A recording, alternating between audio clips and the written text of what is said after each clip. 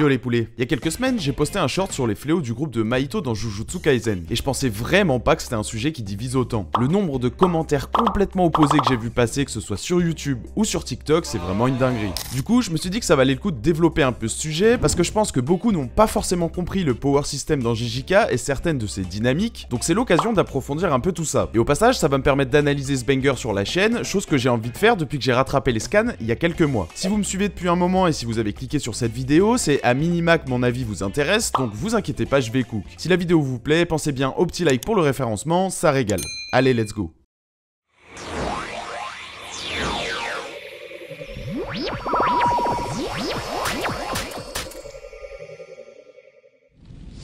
Bon, la première étape, ça va être de se mettre d'accord sur le cadre du débat. Parce que j'ai été grave étonné en voyant le nombre de gens qui avaient du mal rien qu'avec le concept du groupe de Mahito, ça commence bien. Le truc qui m'a fait le plus rire, je pense, c'est les gens qui disent que Mahito n'est pas le chef du groupe, alors que c'est littéralement répété plein de fois dans le manga, et que c'est le concept même de cette organisation logique. Au chapitre 10, par exemple, on nous dit que c'est Mahito le boss, et on apprend même pourquoi au chapitre 116, mais on va y revenir. Ensuite, d'autres gens m'ont reproché de pas avoir classé Kenjaku ou Choso, mais là pareil, vous faites pas d'effort. Déjà, je classais les fléaux, donc parler de Kenjaku, ça a pas de sens, et même si Choso est un genre de métis, on va dire, il fait de toute façon pas partie du groupe en tant que tel. Pareil pour Uraume, qui est juste la cuisinière de Sukuna. Ces personnages sont associés au groupe de Mahito, mais ils en font pas partie. Rien que là, il suffisait de lire le chapitre 10 ou à défaut le fanbook officiel, qui décrit la relation de Kenjaku et du groupe comme purement business. Bref, à l'origine, le noyau dur du groupe est composé de 4 fléaux, Hanami, Dagon, Jogo et Mahito, et c'est eux qui vont nous intéresser aujourd'hui. Le premier point commun entre eux, c'est qu'ils sont tous des fléaux de classe S non répertoriés. Contrairement à la plupart des fléaux nés de sentiments négatifs, Hanami, Dagon, Jogo et Mahito sont tous des créatures conscientes et intelligentes, capables d'utiliser l'exorcisme et d'évoluer, et c'est d'ailleurs ce qui leur vaut la classification de classe S. Comme l'explique Mahito à Junpei au chapitre 20, Jogo, Dagon et Hanami sont nés de la peur des humains envers la terre, la mer et la forêt, et les potentielles catastrophes naturelles qu'elles peuvent engendrer. Mahito est quant à lui né de la peur et de la haine des humains les uns envers les autres. C'est pour ça que les anglophones appellent souvent le groupe de Mahito les Disaster Curses, littéralement fléaux des désastres ou des catastrophes, comprendre ici des catastrophes entre guillemets naturelles. Voilà, désolé pour l'intro à rallonge, mais vu les commentaires que j'ai reçus, je me suis dit que c'était important de préciser tout ça avant d'attaquer le classement. Et on ouvre ce classement avec le plus faible des fléaux de classe S du groupe, avec Hanami à la 4ème place. Et ouais, clairement, Hanami est bon dernier. Mais avant d'expliquer pourquoi, il faut qu'on s'attarde vite fait sur la déclaration de Gojo au chapitre 16. Il y a une croyance qui veut que Gojo dit d'Hanami qu'il est plus fort que Jogo, que Gojo vient tout juste de foudroyer avant ça. C'est une remarque qui est beaucoup revenue, mais qui malheureusement est complètement fausse, ou du moins super mal interprétée. Dans la VF, Gojo dit que Hanami est plus inquiétant que Jogo, et en anglais, il utilise le terme creepy qui veut dire effrayant. Donc déjà là, ça peut faire référence à plein d'autres choses que la puissance, donc c'est sujet à interprétation, ce qui en fait un argument moyennement recevable. Surtout qu'il y a bien sûr un contexte, comme toujours. Hanami a réussi à surprendre Gojo et Yuji en cachant sa présence avant de s'enfuir avec la tête de Jogo. Donc il n'y a pas spécialement un contexte de puissance évident qui nous permet d'interpréter cette déclaration comme faisant référence au niveau en combat de Hanami par rapport à Jogo. On y reviendra tout à l'heure, mais Jogo aussi a des comparaisons avec d'autres personnages, et dans son cas, le contexte laisse peu de place à l'interprétation contrairement à ici. Et de toute façon, on peut prouver super facilement la supériorité de Jogo sur Hanami pour debunk cet argument. Le moyen le plus simple étant bien sûr de montrer ce scan où Akutami lui-même écrit noir sur blanc que Jogo est plus fort que Hanami au global, même si c'est d'après lui grâce à un avantage élémentaire. Vous allez me dire mais pourquoi t'as pas commencé par là? Et honnêtement, c'était juste pour gagner du watch time. Non, je rigole, bref. Avant de nous attaquer au feat de Hanami et à ses compétences, je voulais quand même donner une petite théorie de ma confection sur le lien entre l'origine des fléaux du groupe de Mahito et leur puissance / potentiel qui va un peu dans le sens de la déclaration d'Akutami sur le match-up entre Jogo et Hanami. On sait qu'il y a un lien de causalité entre la peur des humains qui engendre un fléau et la quantité d'énergie occulte du fléau en question. Donc prenez ça comme vous voulez, mais la peur de la mer ou de la terre et des catastrophes naturelles qui vont avec, comme les éruptions volcaniques, les tsunamis, etc.,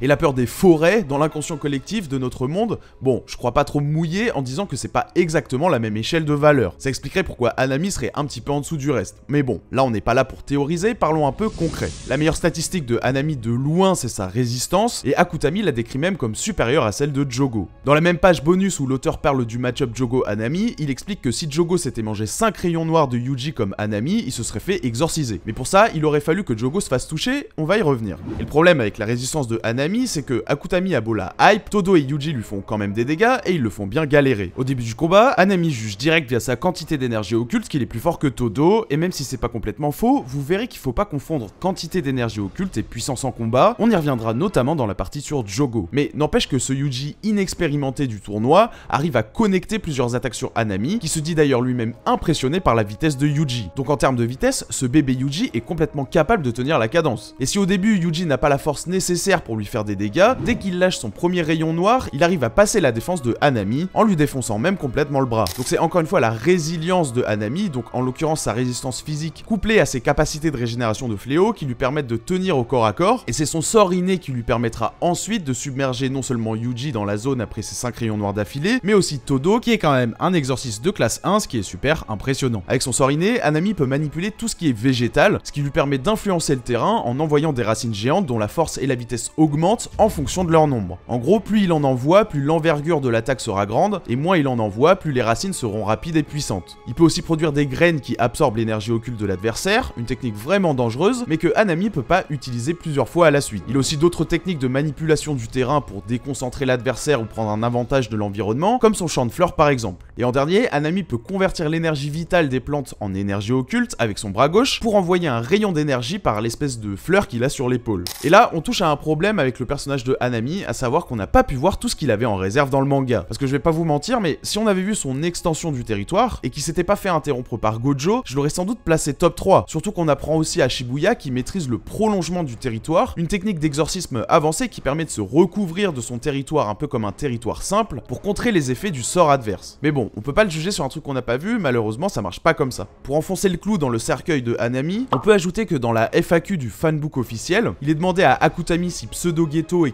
Kenjaku du coup aurait pu battre les fléaux du groupe de Mahito pour les contrôler avec son sort de manipulation des esprits. L'auteur a répondu que Mahito et Jogo auraient pu lui donner du mal, et bizarrement, à aucun moment il évoque Hanami. Et sans vouloir spoiler la suite du classement, ça consolide vraiment l'idée que Jogo et Mahito sont les plus forts du groupe. Du coup, Hanami a une très bonne résistance, il a un sort inné assez cheaté et un gros potentiel, mais sa difficulté à suivre au corps à corps un Yuji inexpérimenté, et le fait qu'on n'ait pas eu l'occasion de voir tout son arsenal de techniques, comme son extension du territoire ou son rayon d'énergie qui sort de son épaule, et bah ça l'empêche d'aller gratter la 3ème place, et ça m'oblige à le faire s'échouer au pied du podium. On passe maintenant à Dagon, qui est, je trouve, assez sous-coté. Déjà, il est encore plus tanky que Hanami, vu qu'il résiste à 2 attaques de Nanami boostées par son sort inné. Et on rappelle que Nanami est comparable en force de frappe à un Yuji bien plus fort que celui qui a affronté Hanami et qui lui a fait des dégâts, et ça c'est pas moi qui invente, hein, c'est Ino qui le dit. Effectivement, il dit que Yuji tape au moins aussi fort que Nanami, et on pourrait débattre de ce que cette déclaration signifie vraiment, mais ce qu'il faut retenir, c'est que même avec l'estimation la plus basse, à savoir qu'un coup de Yuji avec son renforcement occulte est aussi puissant qu'un coup de Nanami même sans son sort inné, bah ça place quand même la résistance de Dagon au-dessus de celle de Hanami. Pourquoi? Bah tout simplement parce qu'il tank 2 attaques de Nanami, cette fois boostées par son sort inné, et il prend aucun dégât. Là où Hanami prenait des dégâts d'un Yuji de l'arc précédent. Et avec l'interprétation la plus haute, à savoir que Yuji frappe aussi fort que Nanami avec son sort inné, bah si vous avez suivi, le résultat est exactement le même. Et je vous vois venir, hein, ceux qui vont me dire que Dagon n'a pas pris 5 Black Flash, et que donc la comparaison avec Hanami est pas très honnête. Sauf que justement, même sans rayon noir, Hanami prend des gros dégâts de ce Yuji post-Black Flash, et même de Todo, que ce soit au corps à corps, ou même en se mangeant ses propres techniques avec le sort inné de Todo, ou bien même en se mangeant des coups du Nunchaku maudit de Maki, donc le nuage flottant. Hanami est lui-même impressionné que les 2 brothers arrivent à lui infliger des dégâts même sans rayon noir, et c'est surtout ça le problème que j'avais avec la performance de Hanami d'ailleurs. Et je l'évoquais un petit peu avant, mais pour être honnête, j'ai l'impression que quand Akutami parle de la résistance de Hanami, il fait en fait plus référence à sa résilience et à son endurance, donc sa capacité à prendre des dégâts mais à continuer à combattre, plutôt qu'à sa durabilité, donc sa résistance physique pure, soit sa capacité à encaisser des coups sans prendre de dégâts justement. Et c'est sur ce dernier point que je placerai Dagon devant Hanami. Enfin bon, dans tous les cas, avec son extension du territoire Horizon de l'immensité, Dagon domine largement Naobito, Nanami et Maki, ce qui est super impressionnant. À l'intérieur de son territoire, Dagon a pu prendre de vitesse Nanami et lui infliger des gros dégâts via son sort inné boosté, la horde silurienne.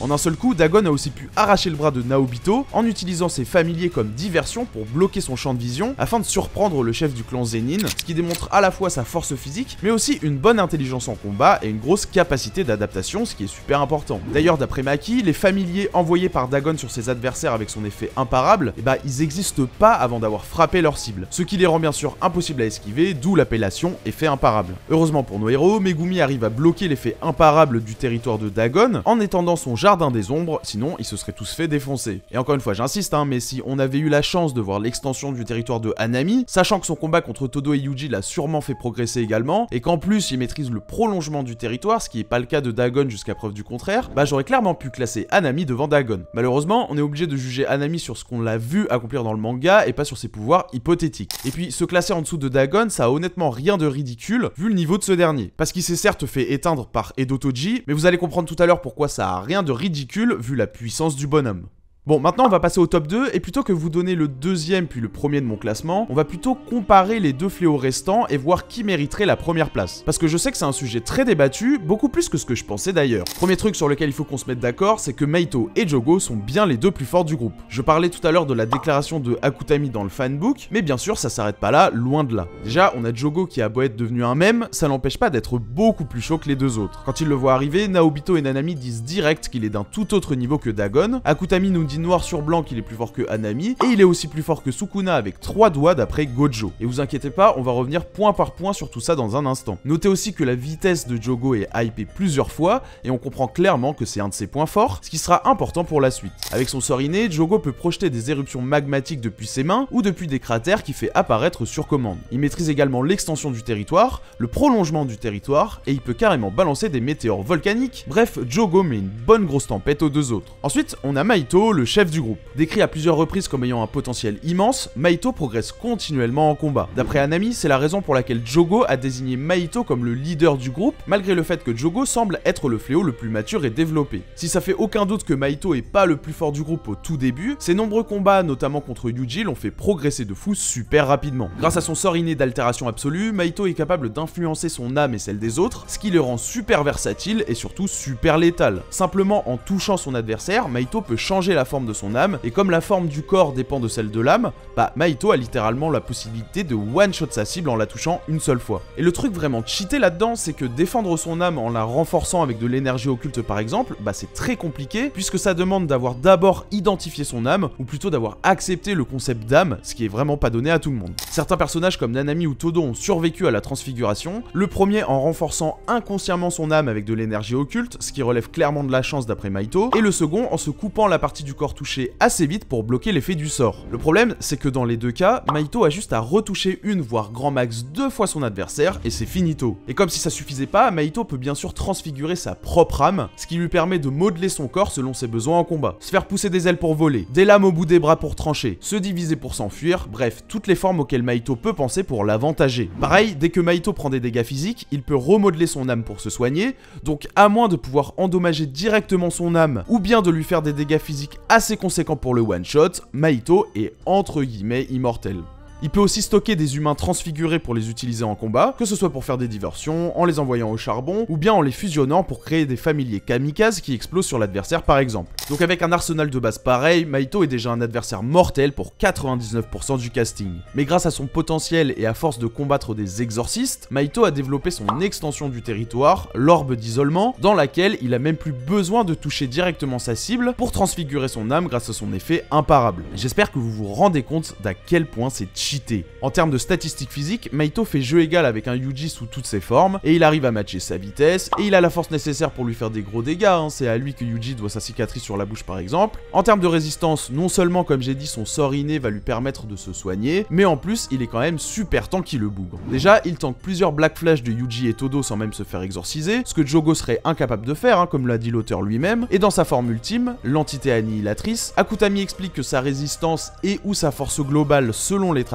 a augmenté de 200%. Toujours d'après l'auteur, si Yuji n'avait pas lancé un dernier Black Flash contre cette forme de Mahito, il se serait fait défoncer. Et d'ailleurs, on voit bien que sans ce dernier rayon noir et sans Todo pour faire une dernière diversion, Yuji allait juste se faire cook vu comment il galérait à suivre en termes de vitesse et surtout vu comment ses attaques de base ne faisaient littéralement rien à ce Mahito, genre 0 dégâts. Bref, les deux fléaux sont vraiment bouillants et surpassent d'assez loin leurs deux collègues, mais maintenant va falloir les départager. Pour ça, on va d'abord s'intéresser à leur portrayal, donc l'aspect narratif, et ensuite on se penchera sur les éléments plus concrets comme les déclarations ou leurs combats. Du coup, on commence avec l'aspect narratif, et le premier truc important à retenir et que j'évoquais un peu plus tôt, c'est le statut de Mahito par rapport à Jogo. Comme j'ai dit, Mahito c'est le chef du groupe, et même si c'est justifié dans l'histoire par son potentiel et le fait que c'est un fléau spécial même parmi les fléaux spéciaux, bah ça fait pas automatiquement de lui le plus fort comme je l'ai expliqué. Par contre, ça a forcément des implications narratives. Déjà, on peut noter que Jogo et Hanami agissent souvent comme un duo et sont souvent représentés ensemble, là où Mahito sera souvent tout seul en train de faire une side quest ou bien avec Kenjaku. Et sans rentrer dans les spoiler pour les animés only, surtout qu'à la fin de la saison 2 ça apparaît comme assez clair, mais Pseudo Geto et qui est Kenjaku, c'est vraiment un tout autre niveau. Donc c'est un détail mais ça peut avoir son importance. Mahito est souvent associé à Kenjaku, donc le personnage le plus fort de leur entourage si on peut dire, là où Jogo est associé à Hanami, donc au plus faible comme j'ai dit. Mais bien sûr ça s'arrête pas là, ce serait beaucoup trop léger. Un autre élément narratif super important et que je trouve trop peu de gens relèvent, c'est la valeur de Jogo et Mahito aux yeux de Kenjaku justement. Au chapitre 136, Pseudo Geto absorbe Mahito avec sa manipulation des esprits pour obtenir son sort inné dans le cadre de son plan. À ce moment-là, Kenjaku explique que grâce à ses combats contre Yuji, Mahito a développé suffisamment son potentiel pour mériter d'être absorbé. Donc en gros, Kenjaku pouvait absorber Mahito à tout moment, mais il a délibérément attendu que Mahito développe son potentiel pour le faire.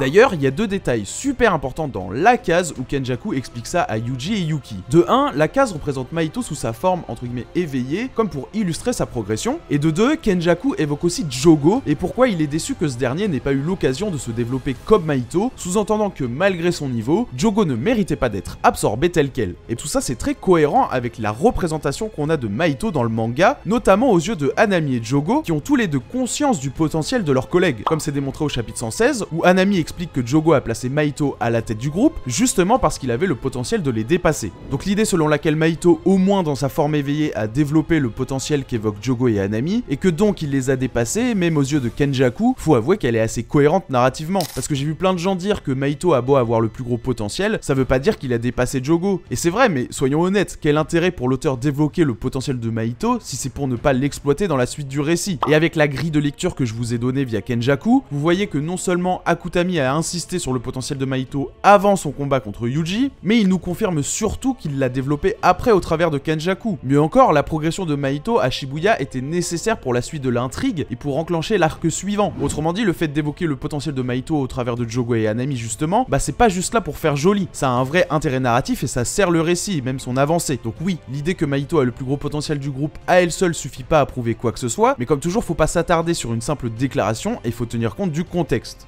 Et ensuite, bien sûr, comment parler de narration sans parler de la dualité Mahito-Yuji, le fameux « je suis toi » qui implique que Mahito et Yuji sont deux faces d'une même pièce, l'un se battant sans pitié envers les humains pour que les fléaux les remplacent, et l'autre se battant sans pitié envers les fléaux pour les en empêcher. L'évolution de Mahito est indissociable de celle de Yuji, et quand on voit la progression fulgurante de Yuji passant d'un exorciste du calibre de Nanami à un mec capable de réagir à Naoya Zenin et de tenir la cadence contre Yuta et son katana au corps à corps, on comprend que les deux ont juste un potentiel de fou, et que c'est pas juste sur le papier. Et on garde ça pour une autre fois bien sûr, mais même sans Rika, Yuta c'est vraiment un tout autre niveau. Donc n'importe quel feat de relativité avec lui, c'est super impressionnant. Au tout début de la traque mortelle, Chozo il est littéralement choqué par le niveau de Yuji, notamment par rapport à Shibuya où il l'a rencontré. Son renforcement occulte, sa vitesse physique, la précision de ses attaques, tout ça a drastiquement augmenté et Chozo le qualifie même de dieu démon tellement Yuji est puissant à ce stade. Et là, mini spoiler, donc sautez de 5 secondes si vous êtes Anime Only, mais même Sukuna comprend que Yuji il est spécial au chapitre 214. Et j'en dis pas plus parce que c'est un élément assez important de l'intrigue, mais bref, ce qu'il faut retenir, c'est que Yuji en termes de potentiel et même de niveau concret après Shibuya, c'est vraiment quelqu'un. Et pourtant, Mahito reste supérieur à Yuji. Bah oui, certes Yuji l'a battu, mais est-ce que je dois vraiment vous rappeler que c'est exclusivement parce que Yuji est le contre parfait à Mahito? Genre littéralement, on fait pas pire counter pour Mahito. Déjà, il peut pas le transfigurer parce que c'est l'hôte de Sukuna, il peut pas utiliser son extension du territoire sinon Sukuna le foudroie, Yuji a la capacité de lui faire des dégâts en attaquant directement son âme, contrairement à une majorité écrasante de personnages du casting, et comme si ça suffisait pas, Yuji était aidé par Todo et son sort inné quand même super adapté pour des situations de 2v1. Et malgré tout ça, Mahito dans sa forme éveillée aurait tabassé Yuji d'après l'auteur si ce dernier avait pas gagné un concours de circonstances. Donc voilà, ce qu'il faut retenir c'est que d'un point de vue narratif, il y a plus d'éléments en faveur d'un Mahito ayant en bonne partie éveillé son potentiel, ce qui aurait tendance à le placer devant Jogo en termes de puissance globale. Si vous n'êtes pas convaincu par cette interprétation, vous inquiétez pas, on a juste survolé le sujet en nous concentrant sur l'aspect storytelling. Maintenant, on va voir si cette interprétation peut être soutenue empiriquement en passant à la partie sur les feats et sur ce que Jogo et Mahito nous ont concrètement montré dans le manga. Et un bon moyen de commencer, je pense, c'est d'aborder les comparaisons de Jogo avec Sukuna, parce que ouais, il y en a plus d'une. Je le disais plus tôt et j'en parlais dans mon short, mais c'est dit que Jogo est plus fort que Sukuna avec 3 doigts d'après Gojo. Et plein de gens ont pas compris à quelle déclaration je faisais référence en me disant des trucs genre « Tu t'es trompé, Jogo est comparé à 8 ou 9 doigts de Sukuna, etc. » Sauf que comme souvent, les gens regardent la vidéo sans être concentrés. La comparaison avec Sukuna 8 à 9 doigts, elle vient de Kenjaku plus tard, et il dit de toute façon qu'il est généreux dans son estimation. Moi, je faisais référence à une déclaration de Gojo quand il a affronte Jogo, et avec son 6ème œil, on va pas se mentir, Gojo est la source la plus fiable quand il s'agit d'évaluer la puissance de quelqu'un, hein, ça fait partie de ses caractéristiques. Donc voilà, j'ai préféré parler de cette déclaration là de Gojo plutôt que celle de Kenjaku, vu que dans le premier cas, on est sûr à 99% que c'est vrai, alors que dans le deuxième, c'est pas aussi fiable, et ça c'est Kenjaku lui-même qui le dit, hein, moi j'invente rien. Et de toute façon, les comparaisons avec les doigts de Sukuna, c'est pas un très bon moyen d'évaluer la puissance des persos, je vais vous expliquer pourquoi. Déjà, Jogo ne se compare pas à Sukuna directement, mais à ses doigts. Autrement dit, Kenjaku dit que Jogo représente 8 à 9 doigts de Sukuna en étant sympa,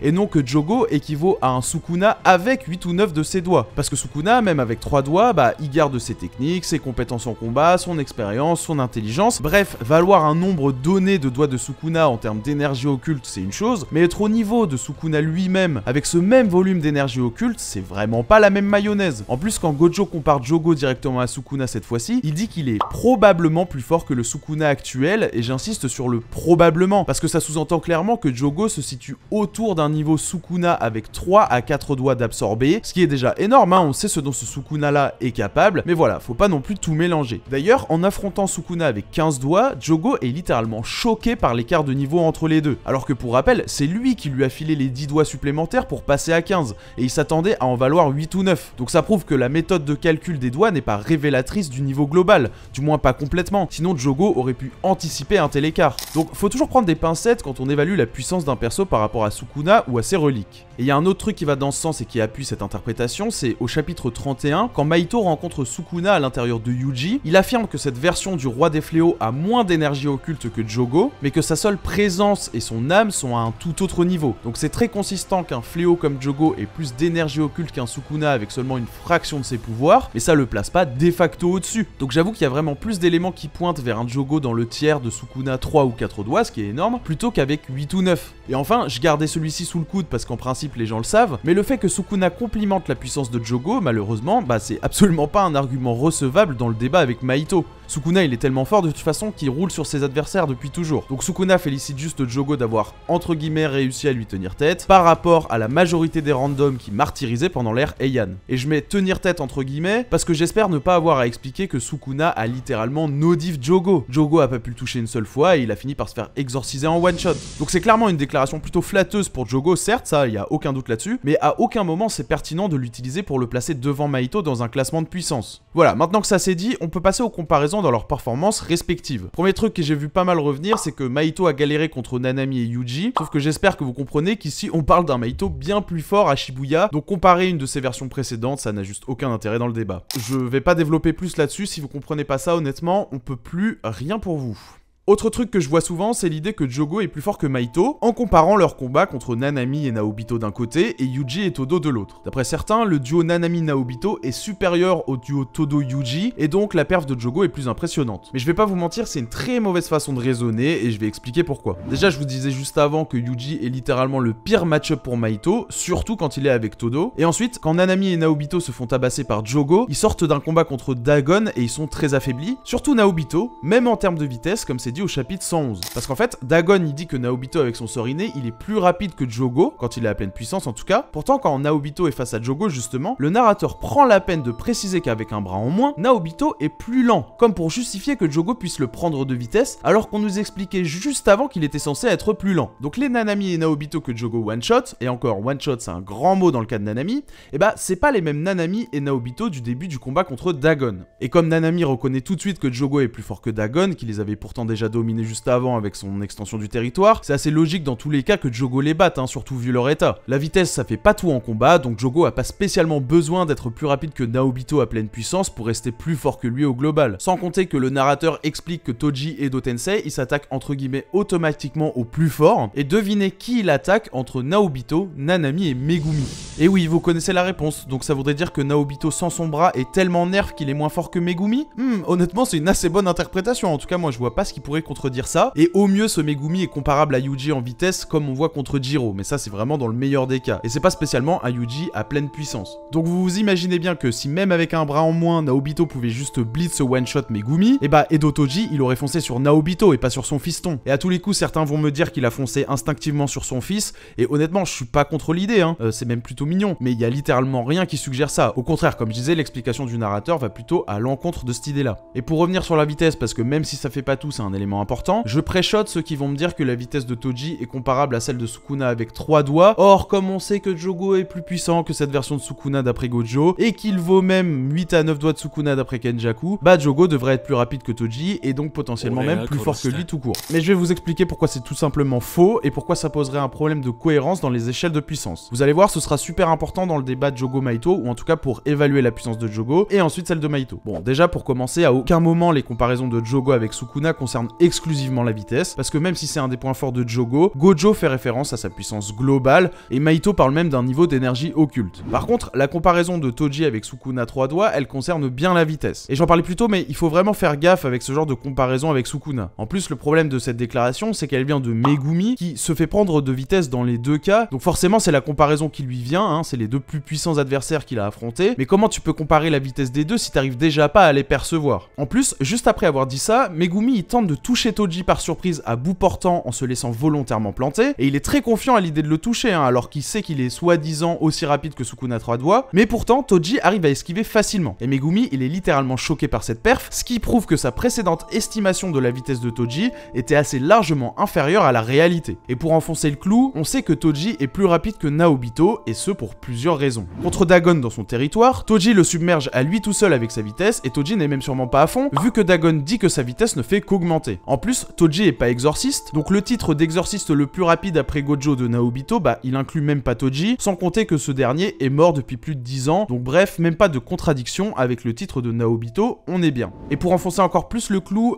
manga spoiler, donc passez si vous êtes anime only, mais pendant la traque mortelle, on apprend que Maki totalement éveillé est du niveau de Toji, sachant que Maki à moitié éveillé pouvait déjà réagir au sort inné de Naoya et Naobito de son propre aveu. Une fois totalement éveillée, elle gagne carrément un tiers de vitesse en manœuvrant facilement autour de Naoya transformé en fléau. Pour info, sous cette forme de fléau, Naoya a poussé la maîtrise de son sort inné au maximum et il est maintenant bien plus rapide que Naobito. Pourtant, cette Maki qui est équivalente à Toji arrive à gérer sans problème sa vitesse. Et si vous doutez encore de ce que je dis, sachez que c'est dit noir sur blanc que s'il l'avait voulu, Toji aurait pu exterminer le clan Zenin, donc Naobito inclus. Donc voilà, penser que Jogo est plus rapide que Toji tout en sachant que Naobito est plus rapide que Jogo, ça n'a littéralement aucun sens. Imaginez, si pour vous, Jogo est plus rapide que Toji, vous devez soit admettre que Naobito l'est aussi, soit réfuter le fait que Naobito est plus rapide que Jogo, ce qui est fallacieux dans les deux cas, pas de chance. Voilà, j'espère maintenant qu'on peut tous se mettre d'accord sur ça, ça rejoint vraiment ce que j'expliquais sur les comparaisons avec Sukuna et ses doigts. Dire que Jogo est plus fort que Toji parce que soi-disant l'un vaudrait 8 à 9 doigts de Sukuna, là où l'autre en vaudrait soi-disant 3. Vous voyez bien qu'avec tout ce que je viens d'expliquer, en fait c'est juste un raccourci digne de Mario Kart. Et je sais que là pour certains j'ai l'air de minimiser la puissance de Jogo, mais je vous garantis j'ai rien contre le personnage. Juste c'est hyper important de bien contextualiser pour avoir la meilleure compréhension possible des rapports de force dans l'œuvre. Voilà, maintenant que ça c'est dit, on va s'intéresser un petit peu à Todo. Todo c'est l'archétype de l'exorciste de classe 1 top tier. Il est représenté comme le monstre de l'école d'exorcisme de Kyoto. Entraîné au Jujutsu par Yuki Tsukumo, une exorciste de classe S surpuissante, Todo est considéré comme ayant un immense potentiel, déjà par Gojo, mais aussi par l'auteur lui-même. Dans le fanbook officiel, Akutami a proposé un ranking des élèves des deux écoles japonaises d'exorcisme, et il se trouve que Todo est top 1 des deux écoles confondues. Premier en apprentissage académique avec 10 sur 10, premier en exorcisme et en maîtrise d'énergie occulte avec 10 sur 10, et troisième en capacité motrice sans renforcement occulte, juste derrière Yuji et Maki. Et bien sûr, c'est juste une évaluation académique et des personnages comme Yuta ou Akari enclencheraient Todo en combat, mais faut bien comprendre que Todo est un top tier même parmi les classes 1. Malgré ça, beaucoup de gens aiment bien dire que Naobito est largement plus fort que lui et même que les autres classes 1, car c'est un exorciste de classe 1 spécial. Mais faut bien comprendre que les classes 1 spéciaux sont juste des exorcistes non rattachés aux grandes écoles d'exorcisme, qui ont un niveau semi-classe 1 ou plus selon les critères habituels des écoles. Donc spoiler mineur du manga, mais les flamboyants de la famille Zenin sont tous des exorcistes de classe 1 spéciaux, qui sont donc les meilleurs exorcistes de cette grande famille, et même si Naobito était reconnu comme le plus puissant des plus puissants dans sa famille, sur le papier, c'est pas une logique applicable aux exorcistes, on va dire entre guillemets traditionnels. Bon après, effectivement sur le papier, Naobito est sûrement le plus fort des exorcistes de classe 1, mais utiliser l'argument de son statut de classe 1 spécial ne fonctionne pas. On sait aussi via Dagon que Naobito est plus fort que Nanami, et on pourrait donc extrapoler en appliquant cette logique à Todo et Yuji avant leur combat contre Maito, vu que ces trois exorcistes sont relatifs au moins en termes de force physique, comme c'est dit au chapitre 94 par Ino. Et je rappelle qu'à Shibuya, on parle d'un Nanami à 110 voire 120% de son niveau habituel, puisqu'il est en heure supplémentaire. Et vous savez sûrement que Nanami augmente son niveau d'énergie occulte quand il est en heure supplémentaire avec un serment auto-imposé. Mais tout ça c'est bien beau, mais c'est valable si on parle de Naobito avec ses deux bras. Et j'ai déjà expliqué pourquoi le nerf de Naobito en perdant un bras est vraiment conséquent. Donc vous voyez que comparer les perfs de Mahito et Jogo au vu du contexte, bah ça illustre pas vraiment les rapports de force entre les deux fléaux. Jogo est certes plus fort que les exorcistes de classe A, même les plus puissants, mais le truc c'est que c'est aussi valable pour Mahito, surtout qu'il faut absolument prendre en compte les match-up. Parce que quand tu parles de rapport de force, c'est toujours pratique de dire que un tel est plus fort que un tel, donc il bat un tel, et c'est même un bon moyen de vulgariser les échelles de puissance, mais c'est loin d'être une science exacte. Et typiquement ici, les comparaisons entre Jogo et Mahito, elles sont d'autant plus fallacieuses quand on sait que Yuji est le counter parfait de Mahito, et qu'en plus les Nanami et Naobito qu'a affronté Jogo étaient très diminués. Et en plus du counter qui est Yuji à Mahito, comme j'ai dit plein de fois, et ben j'en parlais un peu plus tôt également, mais Todo avec son sort, c'est vraiment super adapté en fait contre Mahito en 2v1. Parce qu'avec Boogie Woogie, il peut éviter au maximum de se faire toucher, alors que n'importe quel exorciste relatif à Mahito en stat physique, il est en danger de mort à chaque échange au corps à corps, ce qui est pas le cas de Todo du coup. Et j'insiste vraiment sur ça parce que en plus d'avoir l'impression que les gens essayent de sur-hyper la prestation de Jogo contre des classes 1, et ben j'ai aussi l'impression que ces mêmes gens essayent de minimiser la prestation de Mahito contre Yuji et Todo. Parce qu'en plus du match-up, comme on vient de dire, et ben un Mahito affaibli par Nobara, qui a réussi à affecter son âme avec son sort inné, sachant que c'est le seul moyen de lui faire des vrais dégâts durables, on rappelle, bah il arrive toujours à réagir à un Todo en pleine possession de ses moyens. Et même après que les trois ont lancé un Black Flash et qui sont tous à 120% de leur potentiel, bah ils sont toujours relatifs. Et encore, ça c'est la fourchette d'estimation moyenne basse, vu que même après son rayon noir, Mahito se dit pas mal diminué par Nobara, puis par le Black Flash de Yuji. Donc c'est possible que Mahito soit à 120% de ses capacités, en tenant compte du fait qu'il est déjà pas à fond. Il serait donc à 120% de son potentiel actuel et non de son potentiel global. Parce que ouais, avant son combat contre Yuji et Todo, Mahito il avait déjà claqué pas mal d'énergie occulte en transfigurant plein d'humains à Shibuya, il s'était mangé un Black Flash de Yuji et une attaque directement sur son âme de Nobara. Et à un moment dans le combat, il arrive même à court d'humains transfigurés en réserve. Bref, faut bien comprendre que Mahito combat vraiment avec un désavantage énorme. Voilà, maintenant qu'on a adressé tout ça et qu'on a vu que la supériorité de Jogo sur Mahito est pas aussi évidente que certains pensent, on va voir qui des deux fléaux aurait vraiment l'avantage dans un combat. Et je vais pas vous mentir, c'est sans doute cette partie qui va définitivement trancher le débat. Je vous le disais avant, mais le sort inné de Mahito est beaucoup plus létal que celui de Jogo. Quoi qu'en disent les gens, surtout les animés only, c'est pas parce que Jogo fait des grosses explosions avec son sort inné qu'il est plus dangereux que celui de Mahito. Évaluer la puissance d'un personnage sur sa capacité de destruction, c'est vraiment le niveau 0 des rapports de force. Déjà, j'expliquais pourquoi c'est impossible de se défendre face à Mahito et ses techniques, surtout si on est moins fort que lui ou proche de son niveau. Et quant à Jogo, bah il a une grosse puissance de feu, mais les gens ont clairement tendance à la surévaluer. Déjà, la météorite de Jogo fait des gros dégâts, ça c'est clair, et même Sukuna l'admet. Mais le problème, c'est qu'elle a été esquivée par Panda et Kusakabe à la dernière seconde. Rappelez-vous, Sukuna les empêche de bouger pour s'amuser, genre vraiment jusqu'à la dernière seconde. Donc clairement, c'est pas ça qui va toucher Mahito. Et pareil, quand Jogo attaque Nanami, Maki et Naobito, aucun ne meurt sur le coup, même s'ils sont salement blessés. Donc non seulement il a pas eu de quoi les one-shot, on rappelle que Nanami survit et il peut même encore combattre et c'est justement Mahito qui l'achève, mais en plus contre Mahito, il faut de toute façon pouvoir endommager son âme pour lui faire des vrais dégâts si t'as pas de quoi le one-shot d'un coup. Et fâchez-vous comme vous voulez les fans de Jogo, mais même si sa météorite aurait les dégâts nécessaires, on l'a dit, elle touchera jamais Mahito, et ses attaques au corps à corps, elle one-shot déjà pas Nanami, alors Mahito c'est dead mort, surtout le Mahito éveillé avec son armure qui renforce sa résistance à 200%. Et là normalement vous allez me dire, ouais mais avec son extension du territoire, il pourra spammer Mahito et le cramer en boucle, donc il va gagner. Et c'est vrai, je l'admets. Sauf que pour ça, Jogo devrait pouvoir remporter le duel de territoire avec Mahito. Et comment dire, ça n'arrivera juste pas. À Shibuya, Mahito, il a réussi à étendre son territoire en 0,2 secondes, en créant la barrière de son extension en même temps qu'il active son sort, ce qui nécessite normalement 2 étapes. Mais après avoir observé Gojo le faire, Mahito, il arrive à reproduire cet exploit et à le faire en une seule fois, ce qui, en plus d'augmenter la vitesse de l'extension de son territoire, et donc de prendre un avantage dans un duel de territoire, bah ça démontre une meilleure maîtrise de l'extension, ce qui là encore donne un avantage dans un duel hypothétique de territoire. Autrement dit, si Jogo tente d'étendre son territoire, Mahito pourra étendre le sien plus rapidement et à terme remporter le duel grâce à une meilleure maîtrise. En termes de statistiques physiques, j'expliquais pourquoi la différence entre les deux fléaux était pas aussi évidente que certains voudraient nous faire croire, et en vrai, peu importe qui a l'avantage dans ce domaine, dans tous les cas, aucun des deux ne met une tempête à l'autre, et de toute façon, ce que l'un a en vitesse, l'autre le compense largement en résistance.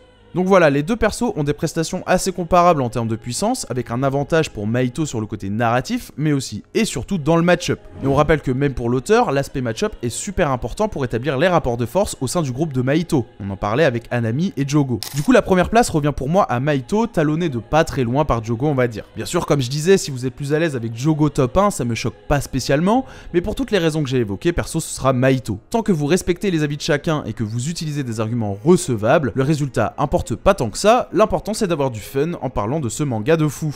Mais avant de conclure, je voulais quand même préciser un petit truc. Le groupe de Mahito est avant tout un groupe, hein, c'est dans le nom. Et chacun de ses membres a ses points forts. Hanami avec sa versatilité et sa résistance, Dagon avec son territoire super utile qui sert même de refuge au groupe, ses énormes réserves d'énergie occulte et même sa résistance aussi, Jogo avec sa puissance de feu et sa vitesse, et Mahito avec son sort inné super létal et son potentiel quasi inégalé qui lui permet d'évoluer et progresser à chaque combat. Donc en tant que groupe d'antagonistes et grâce à leur complémentarité, ces personnages ont tous rempli leur fonction dans l'histoire et c'est le plus important.